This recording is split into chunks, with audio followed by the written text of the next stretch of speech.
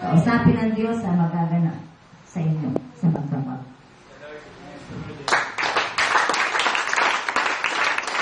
Dito sa dalawang akalikod. Dalawang akayan. Romulo. Francis. Naka-attend. Kay Beth. Naka-attend ka na, di ba? Ano nangyari sa'yo? Busy sa school. So, may pasok pag Sunday. Ikaw? Dahil? Okay, makinig kayo. Mga reason, lahat ng bagay may dahilan. First priority. First commandment. Para maibigay mo yung first commandment, dapat priority mo si God.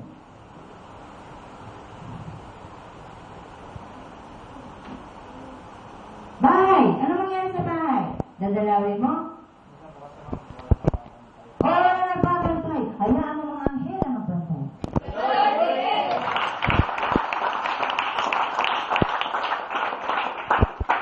Bahay lang yan, di yan magbubuhat.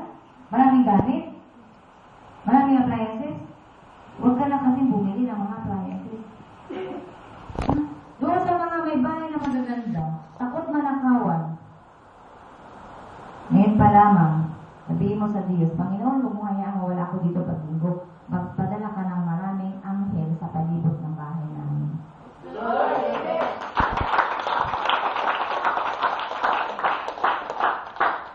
Ngayon, faith, priority mo si God? O yung bahay mo, priority mo? Kung nasa ang kayamanan mo, anong laman ang puso mo, yun ang kayamanan mo. Kayamanan mo si God, kaya pag linggo, nandun ka sa piling ng Diyos. Nakikinig ka sa Kanya. Yung Monday to Saturday, kasama mo ang Diyos.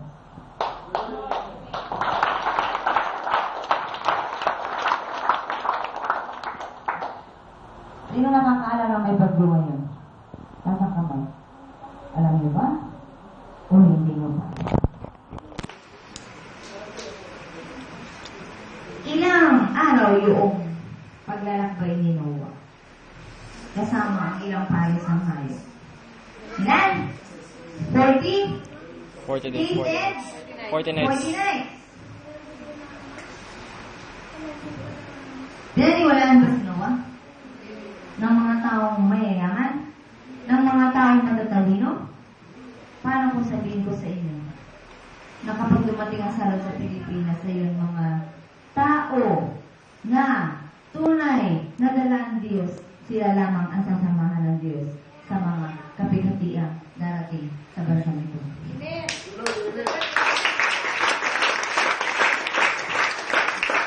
Yung bahay mo na binabantayan mo, kapag dumating ang padala ng Diyos para ang tao ay magising, walang mangyayari sa bahay mo.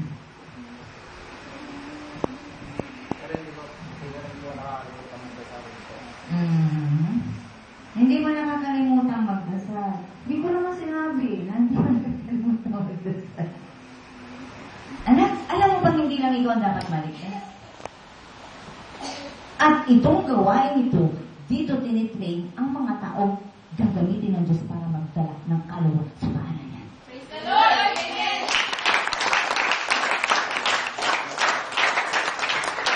Sabihin, tumanggap ka dito kay God, ikaw ay magiging alagad na ng Diyos. Hindi ka lamang believer, lingkod ka pa niya. Alam niyo ba yun? Sapagkat mahal mo ang Diyos, kaya gusto mong paglingkuran ng Diyos. Pero, walang pilitan dito. Kasi mataas dito ang tawag ng tungkulin. Napakataas. Hindi kayang unawain ng mga magulang mo. Sila, umiyak pa yan. Ha? Yung mga yan? Si Grace, sino yung akin ni Grace? Taas ang kamay. Sino yan yung akin ni Grace? Wala saan? Kasi natin mo, ito mga ba't na ito? Pari, nandiyan!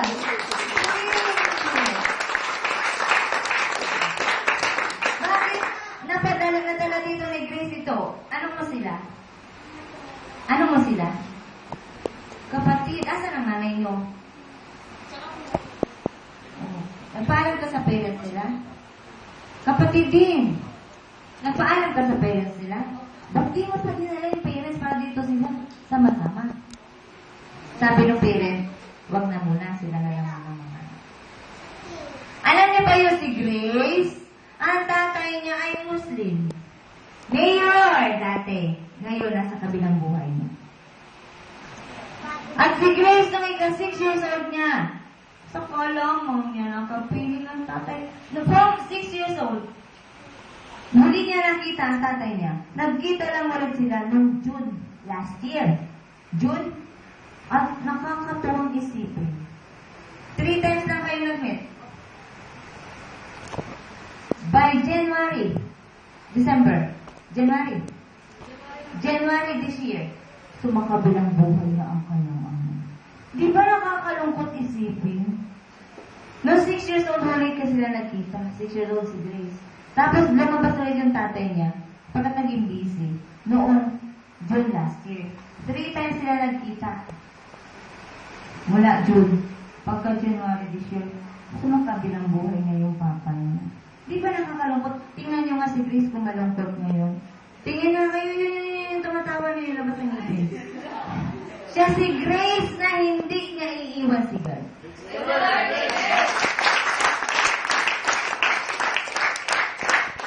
Ha? Against sa kanya yung family niya. Ang kuya niya Muslim. Police. Ang kuya niya pumalit sa tatay niya, mayor na ngayon. Pero hindi nila magawang paalisin dito si Grace. Sa salita lamang nila, si Grace ay magpunin, aalisin. Pero ang sabi ng Diyos kay Grace, anak, gumawa ka sa akin. Nakita kita, ipinaglaban mo ako. Ako lang bahala sa pamilya mo.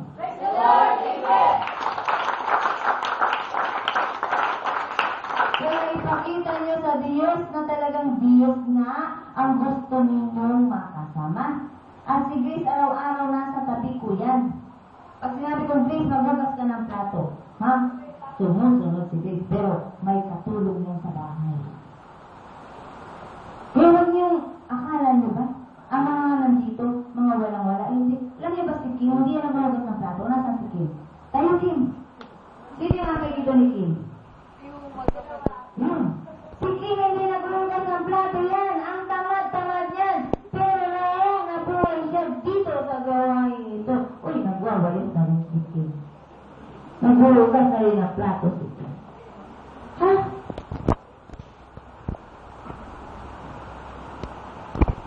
Kaya yung mga magagandang buhay dito, ganyan-ganyan si Kim.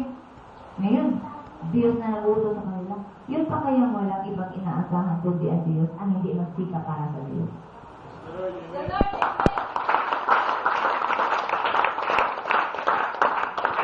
Dati ni Kim, hallelujah yan. Kung si Grace, mayor ang tatay niya, namatay. Pumalit naman kapatid niya, mayor. Si Kim, manager. Pero nandito sila. Sumusunod sa nais ng Diyos.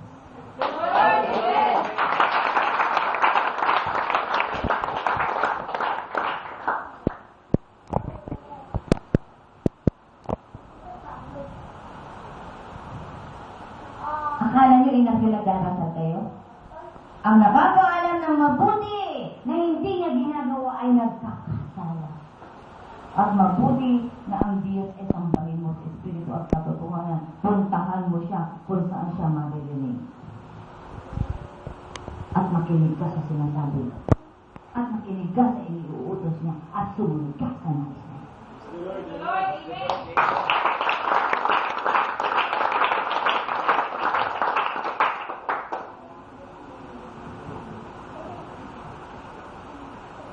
Si Sherwin, wala din ng tatay yan. Last December. Sino pa gusto mo wala ng tatay?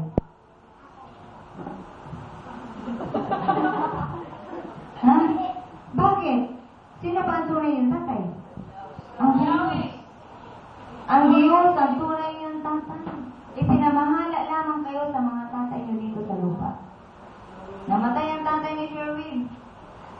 Na sinabi ng Diyos na kukunin niya ang tatay ni Sherwin.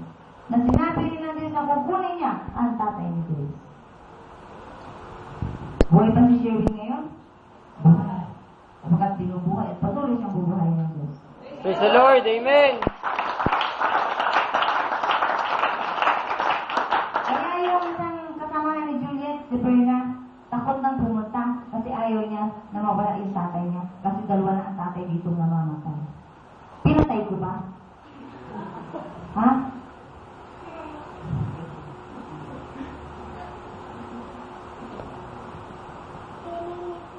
Ayaw niya mawala yung tatay niya sa laman. At ipinagpalit niya ang tatay na walang hanggan.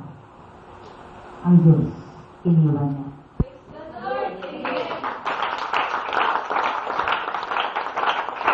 Bibigyan natin ng time na mag-share yung iba para malaman niyo naman na talagang buhay ang Diyos dito. No? So, si Jenny. Si Jenny ay masyadong malalim ang buhay. Yung kaya mo lamang i-share, Jenny, hindi lahat. Okay? Kung paano ka nakarating dito, na hanggang ngayon ang puso mo'y bugbog sarado, pero lumalakas ka dahil sa Diyos.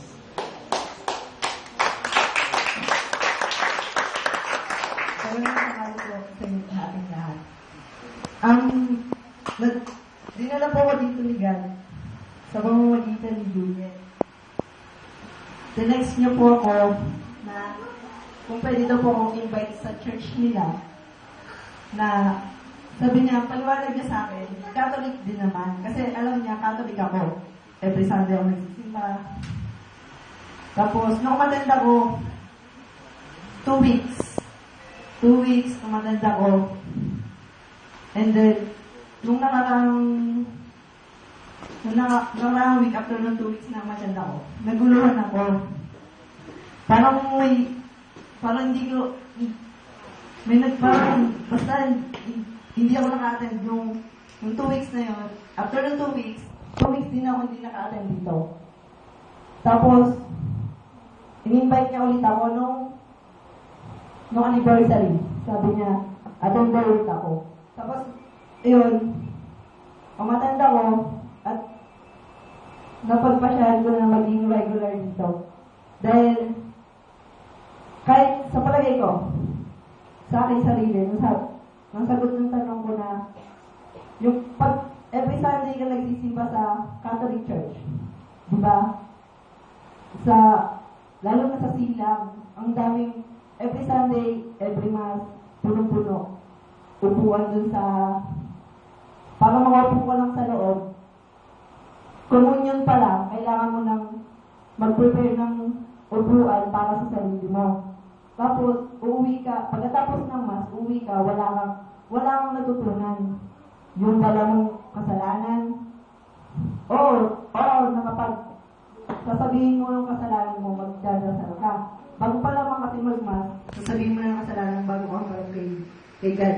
Pero, napatawad ka nun. Pero pag uwi mo, sigurado ka ba na hindi mo na gagawin yung kasalanan mo? Kaya, dito, marami akong natutunan. Marami akong pinagbago. Dati, ako, palabarkada akong tao. Konting ayaw lang sa akin ng mga kaibigan ko.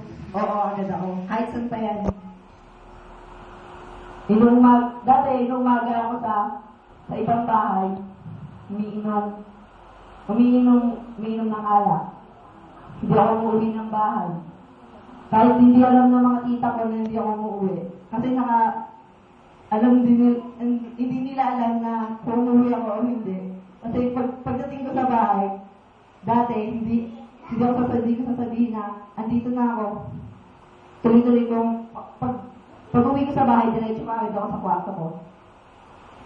Doon ako magtulog na ako, kahit hindi ako kumain.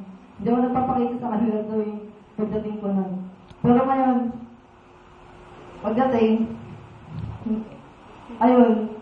nagsasabi na ako na dumating ako. At lalo na pag aalis ako ng bahay, nagpapaalam ako. Kasi yun yung mahalaga. Kung magpapaalam ka sa parents mo, alam nila kung saan ka pupunta. Kaya, sa lahat ng bago, ang mag-decide na kayo, masarap dito. kasama si God.